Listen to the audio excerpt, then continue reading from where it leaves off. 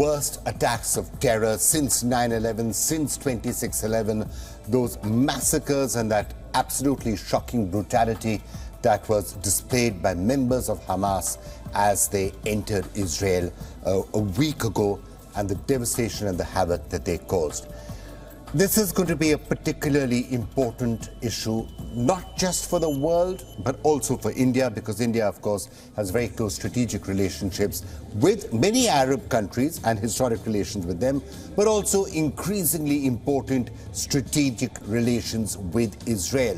Immediately after the terror attack, Prime Minister Narendra Modi tweeted his support for Israel, and all week long there's been an absolute outpouring of emotional support for Israel after that terror attack from Indians, not just in India, but from Indians around the world. But at the same time, there are other questions also that need to be taken a look at. There's the immediate question. Yes, of course, Israel needs to be supported. Yes, of course, Israel has the right to defend itself after that horrific terror attack. But what is that response going to be? As Hamas is taken out in Gaza Strip, what happens to innocent civilians, innocent people in Gaza? How do you minimize casualties? How do you make sure that they are safe? What impact will that 24-hour deadline actually have? Those questions need to be taken a look at. And then there are the broader questions which have now started to be reflected even from the Indian Ministry of External Affairs. The longer-term solution, the fact that Netanyahu's policies may not have always been the right ones when it comes to lasting peace, the concept of a two-state solution and how that can possibly be implemented. Now, of course, the solution to the Israeli-Palestinian questions is not something that's going to happen right now, and perhaps it's not even the right time to actually be discussing it. But yes, the immediate question has to be taken a look at. How can Hamas be taken out? How can Hamas be dealt with? How can Hamas perhaps be punished for what it has done in Israel? But at the same time, how can innocent civilians be protected in the Gaza Strip? And how can we not have an unnecessary loss of civilian life? Those are tricky questions. And over the course of the next 1 hour, we're going to be turning our attention to all of them. And we're going to be speaking to some of the top experts from across the board. We're going to be joined by Fleur Hassan Nahum, the Deputy Mayor of Jerusalem. We're going to be joined by the Palestinian Ambassador to India, Adnan Al-Haija. We are going to be speaking to Lieutenant Colonel Mordechai Kedar, who's a former intelligence officer at the IDF, who's going to be talking to us about possible intelligence failure. The Red Cross and the Red Crescent are going to be really crucial in whatever happens now in the Gaza Strip. And Tommaso Del Longa, the spokesperson for the Red Cross and the Red Crescent, are going to be joining us. Mr. T.S. Trimurthy, former ambassador of India to the United Nations, is going to be talking to us about Indian policies. Jonah Branca, former foreign advisor to the American President Joe Biden, is going to be giving us the international perspective and a view from Washington. And Anat Bernstein-Reich, president of the Israel-Asia and the chair of the Israel-India Chambers of Commerce, is going to be joining us finally to wrap up the entire show. So a range of experts going to be with us in the next 1 hour. And let me now welcome the first of the special guests we have for you today, Fleur Hassan Nahum, joining us now, the Deputy Mayor of Jerusalem. Fleur, thank you so much for joining us. And I have to say, all of our thoughts have really been with you and with everyone else there in Israel after those absolutely terrible terror attacks. Now, how are people holding up? I mean, there's been such a large loss of life, one of the most horrific terror attacks ever. Absolutely. In the history of the State of Israel, there's never been an attack on civilians of this scale and of this brutality. And we spent the first 2 days in trauma and disbelief. And then slowly we're going into action. So civil society is very strong in this country. So people are helping the bereaved, helping the families of the hostages, helping bring food to soldiers, helping provide shelter for the people from the South. For example, here in Jerusalem, I just came from an event with women from the South. Anything that we can do. And so the mood has changed from trauma to resilience to defiance. Fleur, you know, people sometimes don't realize just how small a country Israel is in terms of population. So that means a lot of people would actually know people who were killed or taken hostage? This is not India with 1.5 billion people. We are a country of less than 10 million people, and everybody's been affected. Everybody knows somebody that I've got a friend whose son is a hostage. I've got a friend whose daughter's boyfriend was killed. My daughter is in the army, and one of the friends of her on her course was killed by a rocket. I can't tell you the anguish that we're going through right now. I can't describe to you how, you know, I know you can't really compare, but we're getting a little bit of a taste of what the Holocaust was, because the brutality of the killings, the things we're discovering every single day, the scale of the pain. I came here 22 years ago in the middle of the second Intifada, and that was painful, and there were buses being blown up and cafes being blown up. But for some reason, and this was in Jerusalem, but for some reason, this feels so much worse. In the period since then, we're starting to get more information on what actually happened. Obviously, there was an intelligence failure of mammoth proportions, but details are starting to emerge on how they were able to get inside and how this terror attack was carried out. What can you tell us? Yes, so what we know so far is that 1,500 terrorists broke through the barrier and basically went into the kibbutzes and the villages of the south of Israel, went looking for innocents, civilians. They did not want to deal with the army. They're cowards. And they went house to house slaughtering people. I mean, slaughtering people. I mean, cutting them up, burning them up, throwing grenades into shelters, killing old women in their beds, beheading babies and children, burning them alive. You name it. These are scenes of ISIS, Boko Haram, you name it. And every day we discover something new in what was a huge trauma and huge atrocities and, you know, just atrocities of war that have happened down in the south. And I think a lot of us are in disbelief that we never thought this would happen in our country. War is war. And we had 50 years ago a war that caught us by surprise, a Yom Kippur War. And the majority of the dead were combatants. That's what happens in war. The majority of the dead here are civilians. And these people came to target them. They came to target civilians. They're cowards. And they took 150 back with them. My friend's son lost an arm. They shot it off. And now he's in Gaza. And God knows what medical attention, if any, he's getting. And so he's also, even if they manage to get him out, his life could be, you know, at risk because he's not getting medical attention. So I can't begin to tell you the feeling that we have right now here of trauma and anger and sadness. Yes, Florian, I can tell you that even from here in India, there's been such an outpouring of support. Perhaps it's the grief of sharing also, because in India also there have been terror attacks that so many people have actually experienced and gone through. So there's that sense of sharing that pain. But you can't help feeling that the terrorists were also, through all of those horrific brutalities, were trying to instigate something, probably trying to instigate a certain reaction. And that, I'm sure, is something that even there in Israel, you've got to be thinking about. What were they trying to do? They were probably trying to have a breakdown of negotiations, talks between Saudi Arabia and Israel, trying to maybe provoke a certain reaction against civilian populations that will lead to a fresh harvest of hatred. Clearly, there were certain things that Hamas was trying to instigate. You know, Vikram, it's not a secret that their charter says that they want the destruction of the state of Israel. These are not people who want some type of peaceful resolution with us. At any point, it's in their charter that they want the destruction of Israel. They want to kill all Jews here and everywhere around the world. That's in their charter. This is what they teach their children from the moment that they're born. And so they came to kill. They came to get a victory. And of course, create a reaction. And the reaction is that Israel goes in. They knew that that was going to happen. And either booby trap and kill more soldiers, or make that point, or like you quite rightly say, I think part of it here is to derail the continuation of the normalization of Israel with the rest of the Arab world.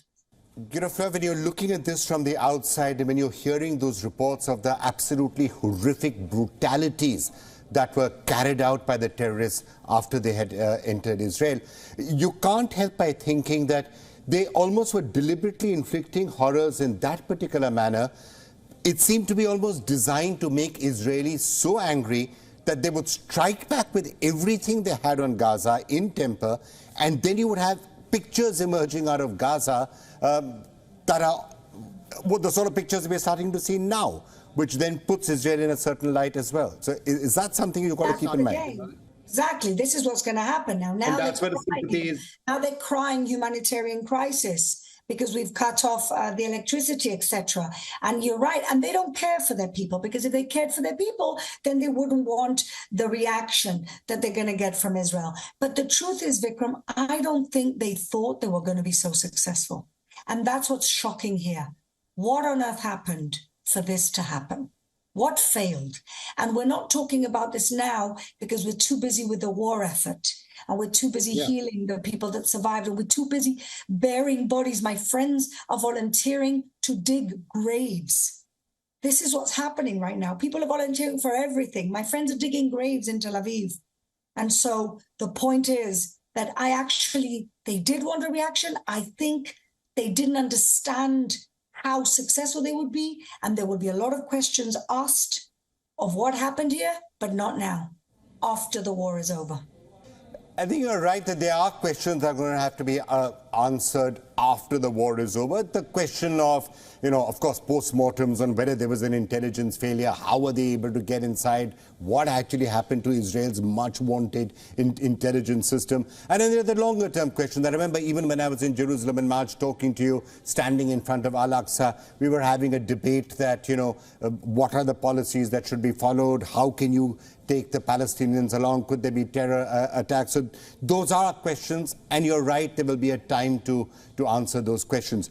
But I think there's one question that I have to ask you which has to be addressed immediately, and that's a question that is also being asked by well-wishers of Israel and friends of Israel, that, look, whatever happened in that shocking terror attack, how should Israel be dealing with Gaza right now in a manner that civilians aren't targeted and they're not massive civilian casualties, because that's not necessarily in Israel's own interest. If those sort of images are coming out, it could perhaps achieve exactly what Hamas wants to achieve.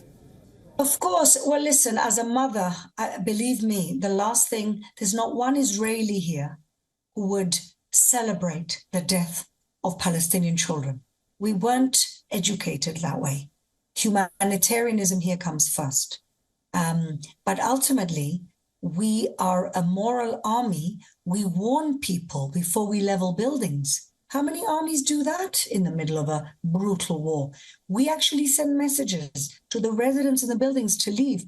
And what everybody is not talking about, Vikram, is why on earth does Egypt not open a humanitarian corridor? They border Gaza. They have a border with Gaza. They are, they're fellow Muslims and Arabs from the region. And just like Europe opened their doors to Ukraine during this war, well, why don't they just open the frontier? Why is it all on Israel? Why should the victim have to continue to help and aid the aggressor? Tell me that.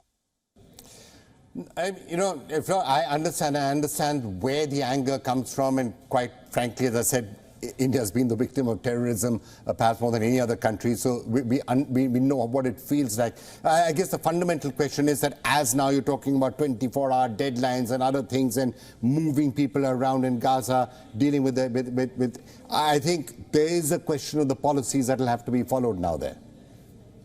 Nobody here wants the death of innocents, Vikram. That's the difference between us and the terrorists in Gaza. Nobody wants the death of innocents. And the army does. The army puts itself at risk and goes house to house in order not to create too many innocent deaths. Because the easiest thing for Israel would be to carpet bomb Gaza the way that the Allies carpet bombed Dresden during the Second World War in order to win. And many German innocent people, I'm sure, died also there. And so we are a moral army. We have to stand proud of the way that we fight, because we put ourselves at risk in order to save innocents on the other side. We care more about their children than they do. All right, Fleur, we're going to leave it there. Let's see how it actually pans out. Our thoughts, as I began by saying, are clearly with you and with everybody else there. People who've lost loved ones to these absolutely horrendous terror attacks. And of course, there's still so many people hostages. I'm sure that's one of the things that will be uppermost in everyone's mind. How do you get the hostages back? Look, I'm not a military expert. I don't know what they will do, but the longer we wait, the worse it's going to be. So I just pray that our military extract them or even negotiate if we have to. We just have to get those people out of there. All right, Fleur, thank you so much for joining us. So anger, sorrow, grief, all of that clearly being seen in Israel. And that's not surprising after the terror attacks that we've been seeing. But then there are these other images also that we are now starting to see. The situation inside Gaza, emerging humanitarian crisis that is emerging out there, a 24-hour deadline to move people south of a particular line, the United Nations saying, can this possibly be done? How do you minimize civilian casualties in an all-out war that now seems to be approaching in the Gaza Strip? For this and other such questions, we are now being joined by the Palestinian ambassador to India, Mr. Adnan Abu Al-Haija. Thank you so much, Your Excellency, for joining us. It's a very disturbing time, clearly. How do you see the present situation? The present situation is very bad. In general, as you have heard, Gaza Strip is completely sieged. Even West Bank is sieged also. You can go to West Bank via Jordan or anywhere. But in Gaza, they have cut off electricity, fuel, food, medicine, water. So there is 2.2 million of the Palestinian people without all these things. Not only that, the Minister of War, who called himself Minister of Defense, has called the Palestinian people as human animals. So the situation is very bad, lots of massacre. The number total of death is very, very high today.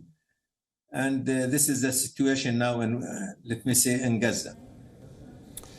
So just looking at the humanitarian situation inside the Gaza Strip as what is clearly going to be a war to eradicate Hamas rolls itself out, what are you picking up on the questions of the basic necessities of life? And are you and others in the Palestinian Authority talking to other countries, for example, about how basic humanitarian material can be delivered at this time? We are doing our hard. President Mahmoud Abbas is calling many leaders around the world, and the foreign minister also is calling many of the European who has give permission to Mr. Netanyahu under the name of defend himself according to the international law. There is other countries like Egypt, like Qatar, like Turkey also are working to stop the siege of the Palestinian people and this humanitarian to be get in and also work hard for ceasefire. Now, Israel is clearly saying that the onus is now on the civilians to leave their homes, to go south, south of the Wadi Gaza, to move out there. Some question as to why Egypt is not permitting people to move out of the Gaza Strip altogether, at least for the moment, till the war on Hamas is actually concluded. How would you react to those developments? And I think Mr. Netanyahu plan is to flee Gaza of people. And he was calling people to go to Sinai in Egypt, right? Because he thinks that the people will make the same mistake of 1948 or 1967. We are not going to be refugee again. Even what kind of massacre they have done, we will die in our homeland, and we are not leaving our homeland to anywhere. He can bomb as he wants. The responsible is the international community. He is not doing enough for 75 years to find solution to the Palestinian cause. They are really responsible because this is the first time we can notice that Israel face a real problem. All the American and all the European has come directly with them. American, they send aircraft carrier. I don't know what is the need of that. Your Excellency, yes, it is certainly true that the humanitarian situation in Gaza is awful and that attention needs to be paid to that. But it has to be said that it was an absolutely horrific act of terrorism carried out by Hamas that actually led to this situation. And surely that is something that has to be kept in mind, the responsibility of Hamas for leading to this situation right now. But the truth is not what you said, because we haven't seen any casualties of babies or civilian. And I have a small video, not made by the Palestinian or so, by international agencies, says that the Israelis talk about casualties, but we have not seen, right? Your Excellency, I have to say, videos of dead civilians are there everywhere. They're being aired by every news channel. Hundreds of civilians being killed and in a brutal manner is a fact that cannot be denied. Now, yes, you can have a debate about whether babies were killed or whether they were beheaded, and you can argue about that. But the fact that this was a horrible terror attack and that civilians were killed and killed brutally is a fact. He said 40 baby. This is the video it said, not from me. We have not seen. They spoke about 250 people of that song festival. They said we noticed people run away, but we have not seen anybody. And there is another case, not from me. I'm not talking about anything from Palestinian source. I'm talking the video I have. It's from American. Translator, right? Now, whatever, I'm against any kind of killing of the civilian people. We are, as a Palestinian, not as ambassador of Palestine only, hope the Israelis will condemn, as we do, the killing of the Palestinian people as they condemn the killing of the Israelis people. We are against killing of the civilian from both sides. Your Excellency, let me just put it to you directly. As you were saying, there should be no civilian casualties on either side. So if there was this horrible terror attack carried out by Hamas, would you condemn it directly? Would you condemn a terror attack like that? By Hamas or not Hamas, we condemn the killing of the civilian from both sides, right? Palestinian or Israelis. Hope the Israelis will do same, because they don't do the same. Every day they commit killing of the Palestinian people. Do you know that they have killed this extreme government led by Netanyahu, Ben Gvir, and Smotrich have killed 285 people till today morning from the beginning of this year in West Bank? I'm not talking about Gaza. I'm talking about the armed settlers, right? Those extreme settlers who burn homes, who kill people, who shoot cars, Palestinian cars in the roads with 645 military checkpoints minimize the movement of the Palestinian people in West Bank. The attack of the people in Al-Masjid Al-Aqsa, in the mosque, Al-Aqsa Mosque. We face all that of this occupation. We have signed Oslo Agreement to get peace. We are looking for peace. We don't want to see more war. We want to see our people living like any other people in the world. We want our children to play like any other children in the world. But the Israelis, they want to take everything, and they want us to live forever under occupation, and they will never get that. Now, I have to say that not just now after the terror attack when Netanyahu is getting a lot of criticism even within Israel, but even earlier, it is certainly true that the Netanyahu government has been getting criticism from around the world on hardline policies, uncompromising policies that may have not been contributing towards some sort of a long-term settlement. Have you been feeling that way in the Palestinian Authority, that there hasn't been that much interest in the Netanyahu government to try and find long-term solutions? For sure, since Netanyahu has come, not now, maybe this is his 6th government. Many wars have been during his, while he is leading the government, Israeli government. But this is the most extreme government, right? And if you notice the map, he have shown in the United Nations, there was no Palestine in that map. This is what is Netanyahu and what is his government. It means there is no right to the Palestinian people. And we have, as you know, more than 800 resolutions in the United Nations. Israel has never been adhered one of these resolutions. They ignore everything. Now they remember there is international law. We want the international law. We want them to follow the international law. And that time we will get our rights. You know, if you talk to the Israeli side, they say that they have repeatedly offered solutions to the Palestinian side, but that's where the intransigence is coming from. You're not willing to accept the solutions that they're willing to provide. That's what the Israeli side would say. Not true. The Israelis are lying. You are talking about Hamas, but since 2014, there is no meeting with the President Mahmoud Abbas and Netanyahu or any of the Israelis leaders to solve the problem. They ignore everything. They consider this Palestinian Authority as not exist. This authority is responsible for water, for medicine, for municipality, not anything else. They attack the Palestinian city every day. They kill the Palestinian every day. They attack our camps every day, right? They steal our water. We don't have water. They steal our water from West Bank. We have 3 main resources. They take it to Israel and sell it to us in very high price and certain amount. This is the situation where we live. And no one knows till now what's the future. Not easy, because now we are working hard for 2 things. For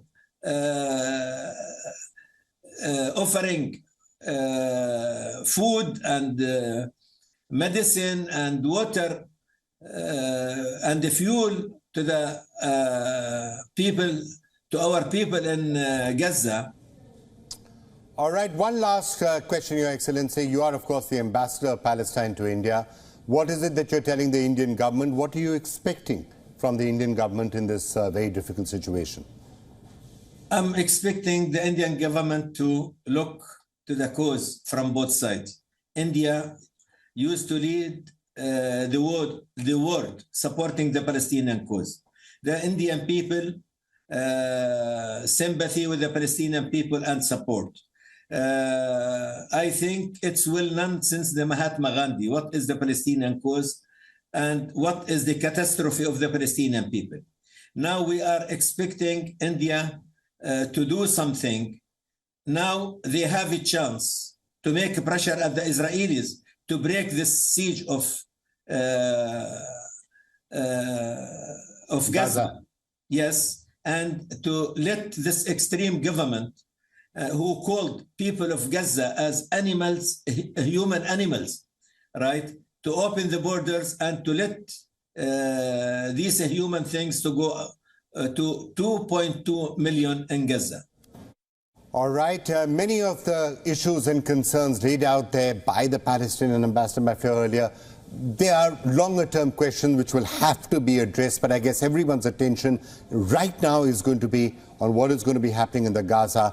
Are the Israeli forces moving inside? What will happen? Will there be an evacuation? Will there be civilian casualties? What will happen to the hostages? And how, more specifically, can Hamas be specifically dealt with? To address some of those questions, we now have with us Dr. Mordechai Kedar, who's a senior military intelligence officer. He's been a senior military intelligence officer, also a scholar of Arabic culture, spent 25 years in military intelligence looking at Arab political discourse.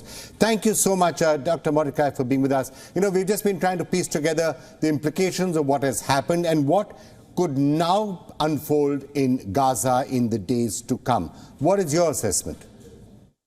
Well, first, we have to understand what we are facing. We are facing another ISIS group which tries to hide behind another name named Hamas. What we saw in the recent 5 days, how babies and children are being decapitated. Some of them's heads that were taken to Gaza. Women raped and then were burnt. Even some pregnant women were cut and the babies were taken out. In addition to mass killing of 1,300 and maybe even more Israelis, actually Jews, or they thought that they are Jews, all of them. This is an ISIS-like organization, and we are now fighting against ISIS, or against the ISIS ideology and the ISIS modus operandi, here right under our nose. I think what a lot of people are also somewhat surprised about, we've all grown up believing that Israeli intelligence is all-powerful, omniscient, this really powerful machine which knows everything that is happening. So I guess there's a sense of disbelief around the world that Israel was taken by surprise in this manner, despite some warnings that were there. Is there a sense within the intelligence community there in Israel, when you're talking to people there, a sense of shock as to how this could have happened? No, retroactively we see the information which was wrongly interpreted through the last year about their preparations, about their training, about what they prepare, about everything which they did in order to deceive us, as if it's going to be another day of some disturbances on the border, on the fence, which we thought is enough to stop them. And if they tried to do it in one place, maybe the little force which was there over the night could deal with this. But when they crossed the border in more than 20 places, the small force which was there was not enough, and this is how they succeeded. All right, Dr. Kedar, thank you so much for joining us with that rather strong perspective. Thank you for being with us. Well, clearly, it is going to be an all-out military offensive, and that means that humanitarian crisis we've been talking about, both inside Israel and inside the Gaza Strip, is something that is going to be a cause of considerable concern. And there are humanitarian organizations working on that. Joining us now to talk a little bit about that, Tommaso Daralonga, spokesperson and the media and advocacy manager at the International Federation for Red Cross and Red Crescent Societies. Thank you so much for joining us. Now, obviously, you're the organization tasked with trying to deal with the humanitarian situation. What is your assessment right now of the situation, both in Israel, which is recovering from that terror strike, and in the Gaza Strip, which is where I think attention is starting to move now? Yeah, first of all, thanks for having me today. So, yeah, the situation, of course, is very complicating and concerning. I would say that on both sides, civilians paid a huge price.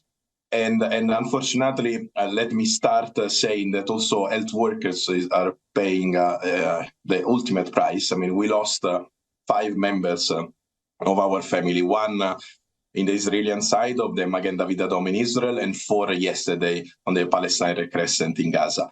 So I think that the first thing to say is that in this escalation of violence, we really saw lack of respect and protection for civilians and for healthcare workers, and we reiterate our call to protect civilians and healthcare workers. How do you see the situation now in the next few days? Because here you've got the Gaza Strip. It seems to have been cut off from all sides. Talks about moving civilians to one place. Even for humanitarian organizations, if you had to bring in supplies, how could you possibly bring in supplies? Because there's a blockade in place and it may well be an active war zone very soon. Well, first of all, again, is the call on all the parties to granted respect and protection to civilians and healthcare workers. Second is also to get safety, so protection, respect, and then safety to healthcare workers, and also to get humanitarian aid inside Gaza, which is much needed. I mean, when we are talking about 2-3 days of fuel, or lack of medicine, or lack of water, or lack of food, we're talking about humanitarian needs that are rapidly escalating. Tommaso Della Longa, spokesperson of the Federation of the Red Cross and the Red Crescent, thank you for being with us and all the best for the tough task that lies ahead for you. All right, let's now turn our attention to the big question of what India should actually do and handle the situation. It's a tricky position. India has had a long-standing support for the Palestinian cause. India is a very close strategic ally with many Arab countries, UAE, increasingly with other countries, including Saudi Arabia. And there's this new strategic relationship and alliance with Israel, and a big outpouring of support in recent days for Israel after the terror attack. So it's going to be a tough tightrope walk that India is going to have to follow. For more on that, we're now being joined by a former Indian ambassador to the United Nations, Mr. T.S. Trimurti, who's lived in Gaza for actually 2 years as India's first representative to the Palestinian Authority. Thank you, sir. Thank you so much for being with us. Just wanted to get your perspective. How do you think India should deal with this present situation? Because obviously it's going to have to be quite a fine balancing line. Now, the Prime Minister came out immediately after the terror attack and condemned it. And yet now India is also trying to figure out all the other permutations and combinations in this. Firstly, let me say that I think the Prime Minister's initial reaction was absolutely the correct one. He called it a terror attack, and then he expressed solidarity.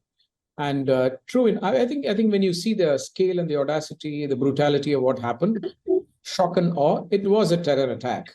And therefore, it was important to call it so. And once you call it a terror attack, there is no justification for terror. And that's something we have all agreed to internationally, that they cannot have a reason for a terror attack being given. So that, therefore, nothing can really justify a terror attack. And that is why it is extremely important to understand that a terror attack, condemning it, is quite different from the larger issue, which is the Palestinian issue. And we should not confuse the two, much as people may like to, confuse both these and try to bring it together. It is not correct. It's very, very different. Now, the policy which India has followed, and this I have mentioned it earlier in a couple of other occasions, is that we have tried to keep the bilateral relations with Israel separate from our relations with, or rather our stand on the Palestinian statehood.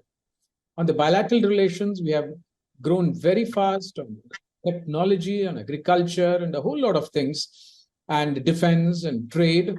That's partly because we agreed to disagree. And we said that, yes, on the Palestinian track, we will support a two-state solution. And we do have differences with you on this. So we understood that there were two separate tracks. Ambassador Trimurti, some of the initiatives that India has been working on, does require peace and stability of some sort in the Middle East. Take I2U2, for example, very much an initiative that India has been part of. The relationship between the UAE and Israel and the USA and India. Normalization of Saudi Arabia and Israel is something that India perhaps would have been very keen on. Both are becoming close allies of India's. We've also been looking at this entire Middle East corridor connectivity. So this flare-up is clearly not something that India would be very happy about, and India would be hoping that things quieten down as fast as possible, even though that seems somewhat unlikely right now. I think absolutely, it will be this thing, but it's not going to quieten down. Because I think at the end of the day, there's been a huge attack on Israel, and they have themselves said that they will have to have a disproportionate response to it. That's what they have said. And so we have to be very, very, wary of where all this is going. But at the same time, I agree with you that, I2U2, and they're all important initiatives per se, but they will all suffer some sort of an impact from this. Of course, the Middle East corridor is not a very current thing. It is actually a medium-term to a long-term type of vision which the countries have had. Right, let's just turn our attention back to the immediate future now. India has clearly taken a very clear supportive stance on Israel, condemning the terror attack. Indians have been very prominent supporters of Israel on social media, for example, speaking up in favor of Israel. The NEA has spoken about the longer-term positions also, such as two-state and so on and so forth. But looking a little bit in the next week or two, if a humanitarian crisis begins to emerge in Gaza with military operations happening, with switching off of electricity and water, there are scenes of suffering, do you think India is going to be forced to moderate its stance and start calling for restraint or some such things? I think, as I was just mentioning, India has a very specific policy on these issues, and it hasn't changed. And we have called it for what it is. That is, it's a terror attack.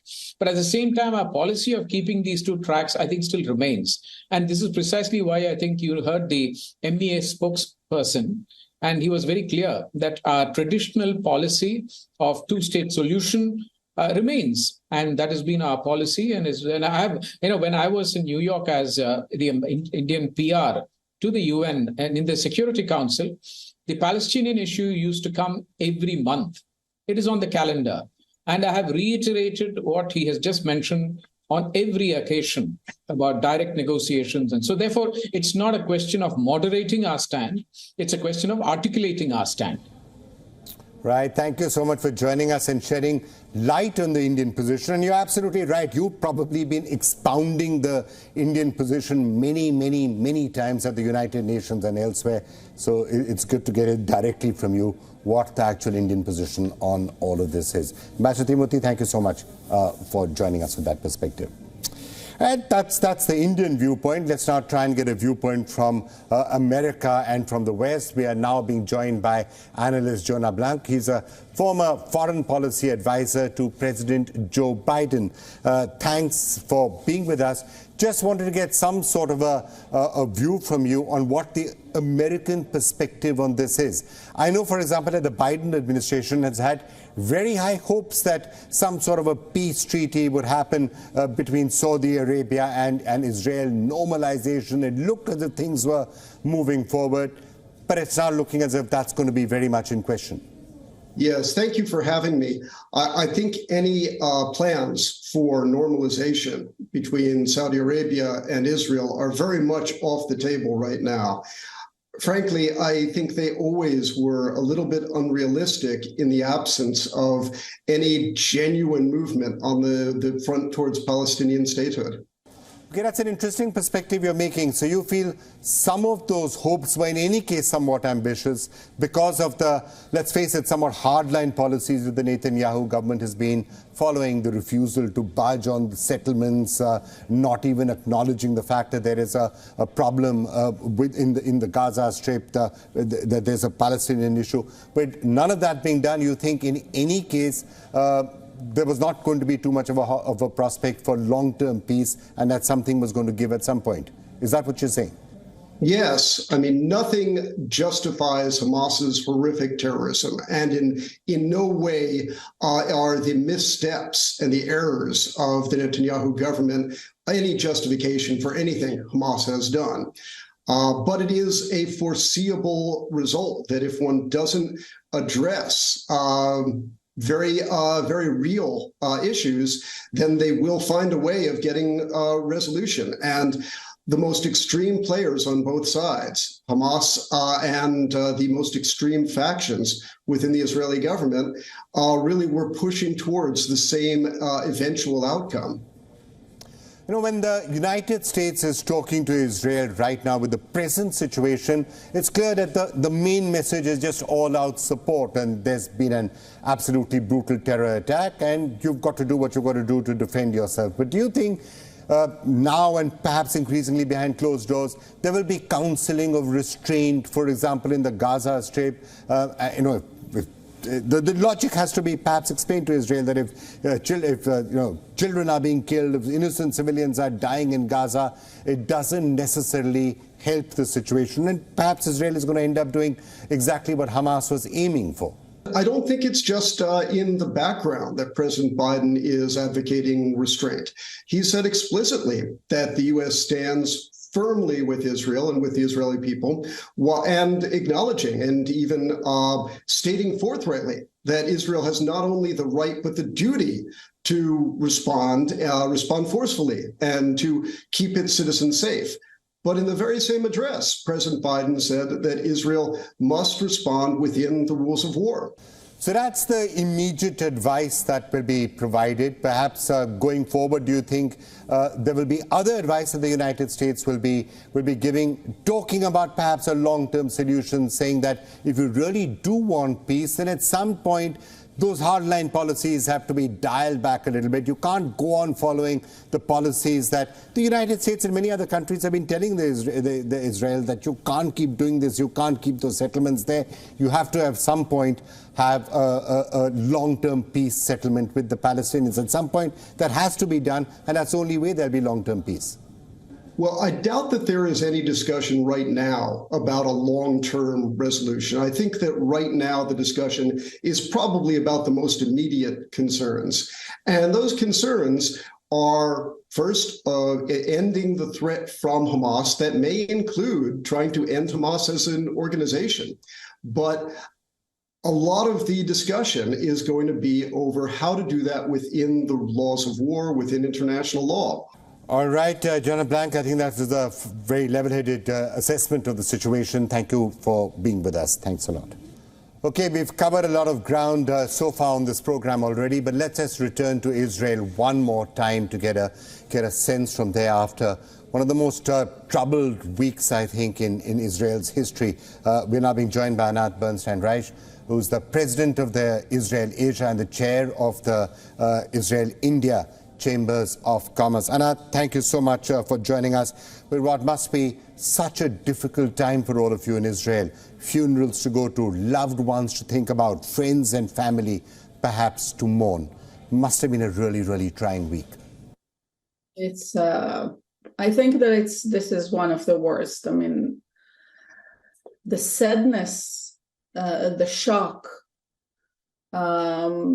it's now Friday, and this attack was on Saturday, and we are starting to digest.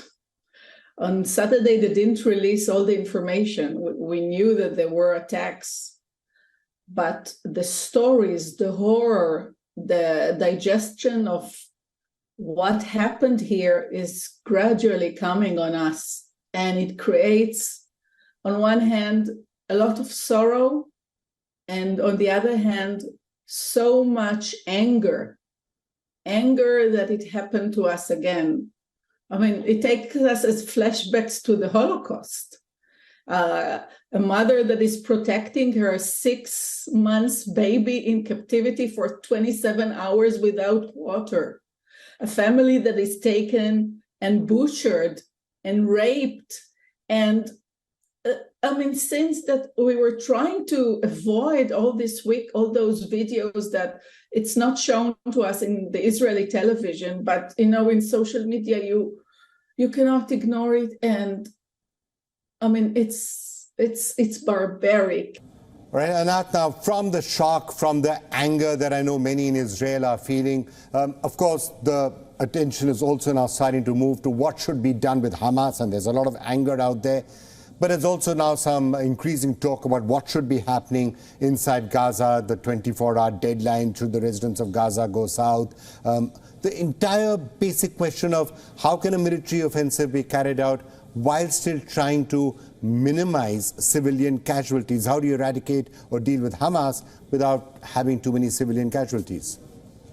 First, we need to remember the hostages, okay? There are 200 hostages, 85-year-old people, dementia, with their caregivers they were taken to captivity, and there are babies 6-9 months old. So this is one thing that we need to remember in this equation, and they must be released immediately. And the global community, the world community, including India, should take part in this so important humanitarian act. Release the hostages, especially the young and old that are just helpless. Anat, you've dealt very closely with India for a long period of time, been one of the people who's been really championing India-Israel relations for a very long time. What are your expectations and expectations from Israel, from India right now? Obviously, a massive outpouring of support in India, sharing the grief of Israelis after the terror attack, in social media, you're seeing so many Indians talking about this, expressing, solidarity with Israel. What are the expectations of India? Prime Minister Modi on the first day and also on the second day to this war condemned the attack. But I'm expecting India to continue and support Israel in this fight of terrorism. It's not going to be easy, and we need India to stand with us. India is one of our biggest allies in the world, and we are expecting India to continue its support. I also would be happy if India helped in negotiating the release of the hostages. India is now a global leader, a G20 member, head of the Global South, head of the BRIC countries. India wants to have a seat in the UN Security Council. India wants a leadership position, and a leadership position means also to play a role here in the Middle East in specific, and in this case, help us first release the hostages, and then try to find some solution to the poor Palestinians that are in the Gaza Strip. But the Hamas will be gone from this equation. Of course, Anat, all of that is correct, but I guess friends and allies of Israeli would also be expressing the views, and perhaps the Indian government will also be expressing it like any other friend of Israel, that, of course, Israel has a right to defend itself, to act against terror, it must take action against Hamas, but at the end of the time, also do take efforts to prevent civilian casualties. Civilians in Gaza and children in Gaza don't deserve to suffer for the actions of Hamas, more than anybody else. And then at some point, a long-term solution will also have to be looked at. That might be the sort of advice that Israel is going to start getting from friends and allies as well. Yeah, but I have an important message, and I don't know if the other people here in the program mentioned it. Hamas equals ISIS. Keep it in mind. This is a terror group, one of the worst, and if they will not stay within the boundaries of Gaza, it will spill to Africa, it will spill to Pakistan, it will eventually hit you. So don't think that it's our problem only. It's a terror group, which is one of the worst. Like the world beat ISIS, we have to join forces and beat Hamas. Please keep it in mind. All right, Anat, we're going to leave it there for the moment. Our thoughts and solidarity are with you. I know you have funerals to go to right now.